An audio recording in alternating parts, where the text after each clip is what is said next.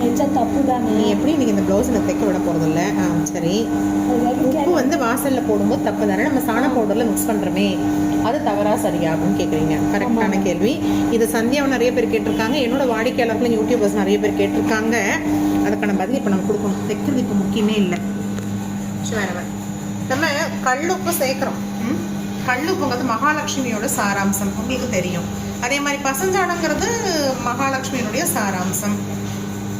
வாசலில் நம்ம தெளிக்கிறோம், அதை மிதிச்சுட்டு தான் போகிறோம் வரோம். அது ஒரு கிருமி நாசினி. இது வரைக்கும் ஓகே இல்லையா?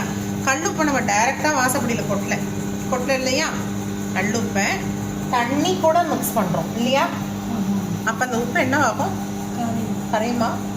கல்லுப்பு தண்ணியில் கரையுமா கரையாதா?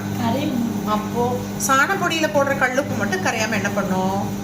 நம்ம கண் திருஷ்டியை எடுக்கிறதுல முதல் பங்கு கல்லுப்புக்கு தான் இருக்குது. தினமும் இரவு தூங்க போகும்போது அந்த பேரை கூட சொல்லக்கூடாது, உப்புன்னு சொல்லக்கூடாது, அதனுடைய வைப்ரேஷன் போயிடும்னு சொல்லுவாங்க. அந்த கல்லுப்பை தான் நம்ம சேர்த்து கொடுக்குறோம். சிவாயனம எவ்வளோன்னா ஸ்மால் குவான்டிட்டி, இத்தனோண்டு கல்லுப்பு. சிவாயனம தண்ணீரில் உப்பு கரையிற மாதிரி உங்கள் கண் திருஷ்டியும் கரையும். இதுதான் அதனோட பட்டி.